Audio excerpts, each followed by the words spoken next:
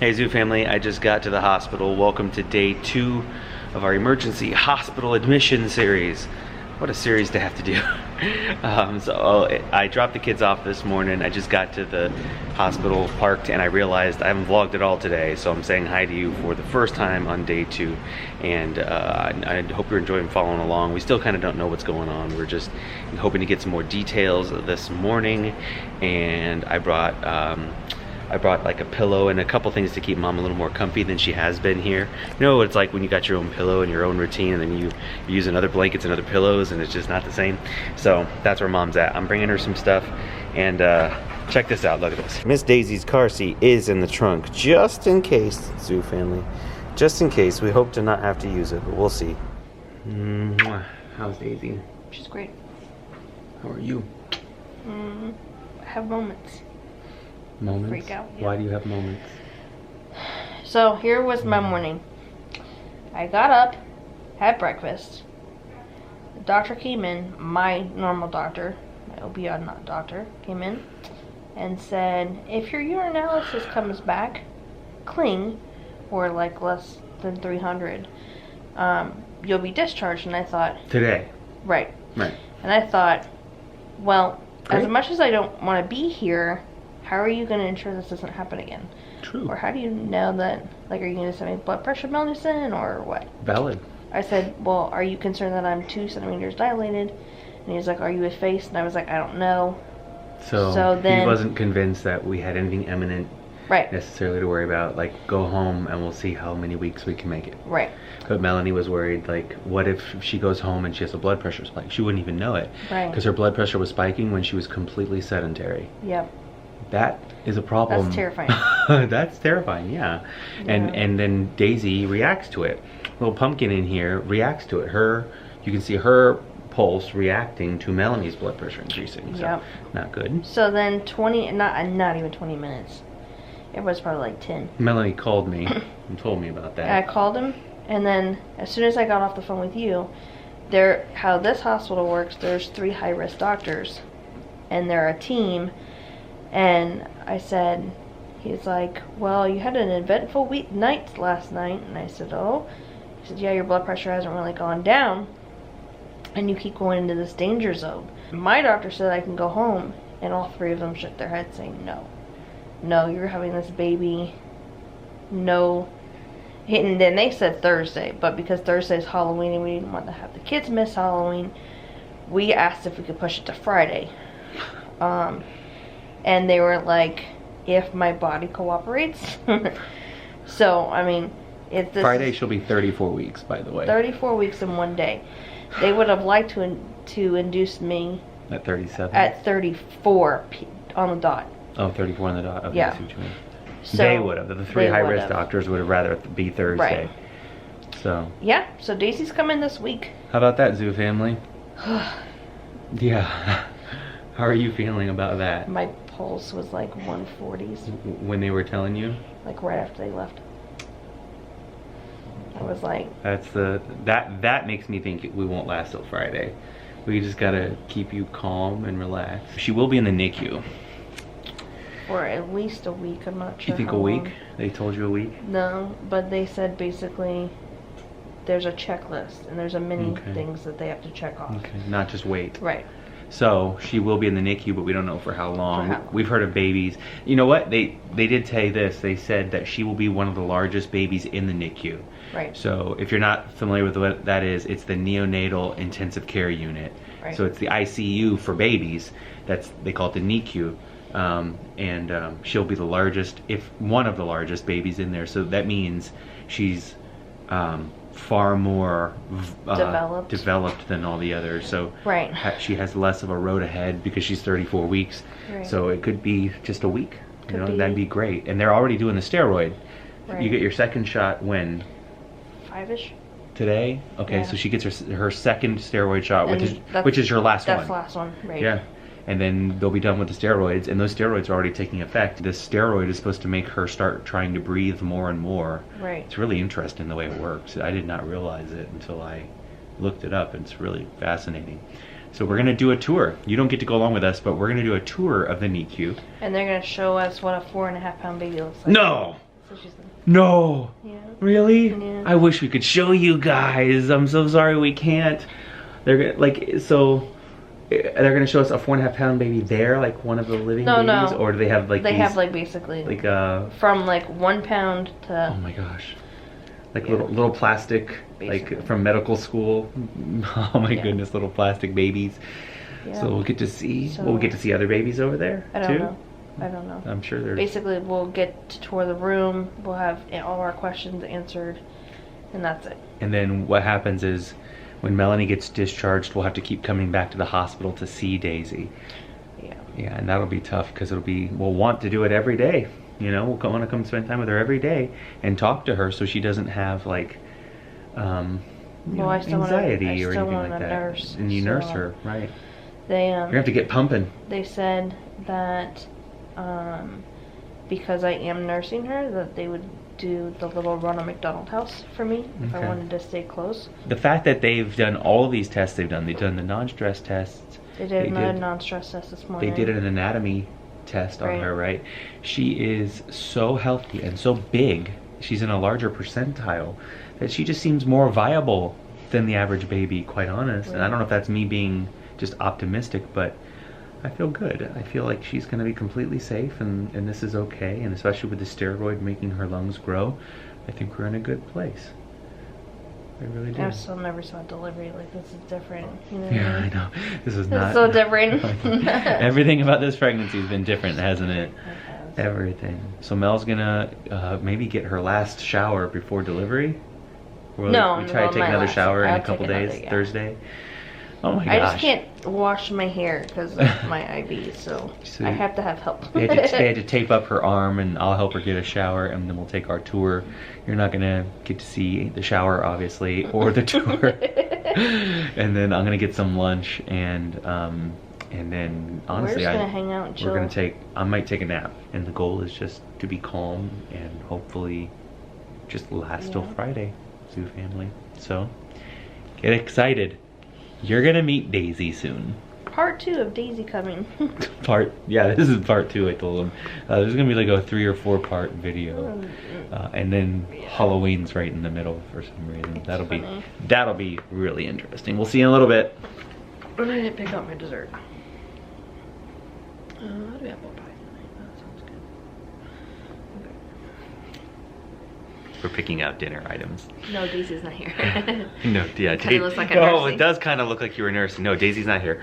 We're picking out our dinner.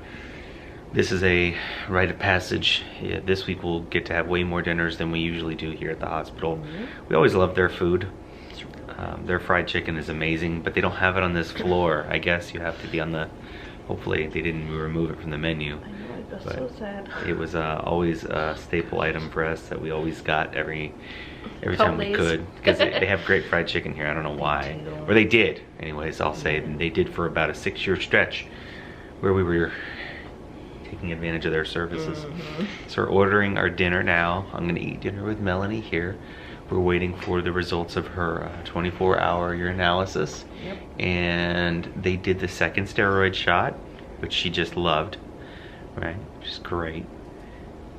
It's not the shot itself, it's what they put in me You know, that burns like the dickens. I know. So, yeah, just spent a little bit of time before I go back home to be with the kids. A friend of ours picked them up, and it's just been filling them up with ice cream and taking them to the park to blow time. So I'll come home to kids who are thoroughly enjoying themselves and sugared up. To say that today has been an emotional roller coaster puts things lightly. I think I was fine with it until I like went and toured the NICU and it got real. I would agree with that. It got super scary. There's some small babies there, and I'm pretty sure she will not be as small as most of the babies we saw. She's about 4.5 pounds right now, but still, we've never even been on that floor. We had to go to the NICU for one of our friends, but it wasn't here. Was it? No, it was here. Was it That's here? the 11th floor. I remember it looking completely. Oh, the 11th floor. So we'd never been on that floor, and when you're in there, it's just you're walking around. There's all these families who some of them are their babies are dealing with Really bad stuff. really life and death stuff, and Daisy's gonna be born and is likely not gonna be able to really meet the kids till she leaves the hospital. Right. Which is tough on them, which is tough on us. Theoretically, Melanie could stay at the Ronald McDonald house here. That's right near the hospital, so Melanie can come be with Daisy constantly, really, for the next few weeks. You know. Oh man, that's so hard. It'll be emotionally, it's hard. It's already emotionally hard that you're not.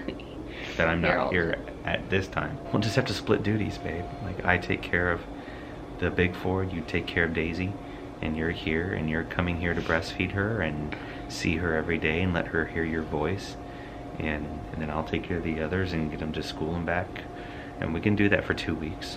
But just when we were talking about it earlier, we thought, can you imagine the parents who have been here months already?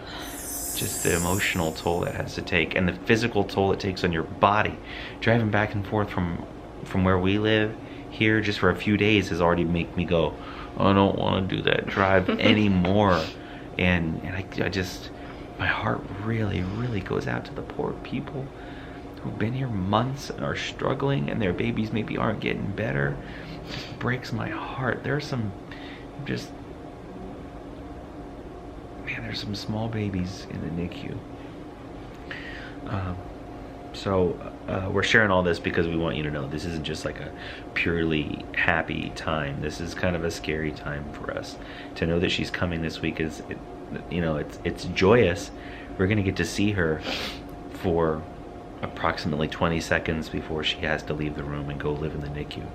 From the labor and delivery room, she won't get to go skin to skin with anybody, right. And Melanie will get to give her a kiss, and then she's gone, and she goes and lives in the NICU, and then Melanie can't go to the NICU till Melanie is able to walk, or get wheeled, depending on how things go, and gosh, that's not what we had in mind, and it's just no matter how much you prepare for things, we didn't prepare for that. I guess we just didn't think about that and really weigh what it would be like to be one of the parents whose baby goes to the NICU.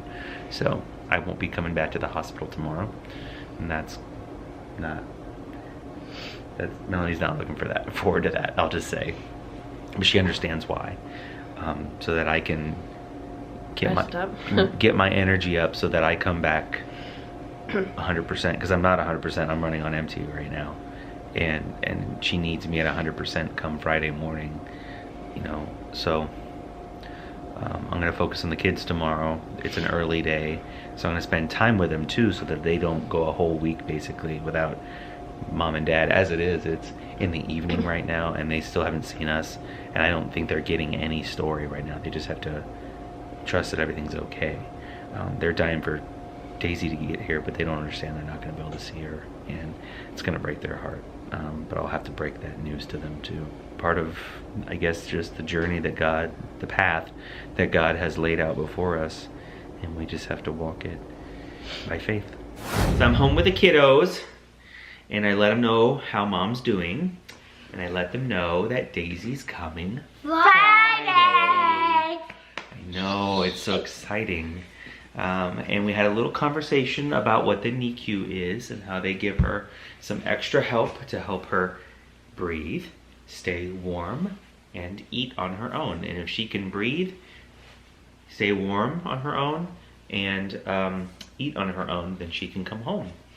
Okay, so she may have to be in a short time or a longer time, like a few weeks, but no matter what, she's going to be coming home eventually, right? So we're gonna pray for mommy before bed as soon as we stop the vlog for the day. What's up, Logers? On Thursday, I'm gonna tell everybody. You're gonna tell everybody? I'm actually gonna start telling everybody by tomorrow. By tomorrow? Yeah?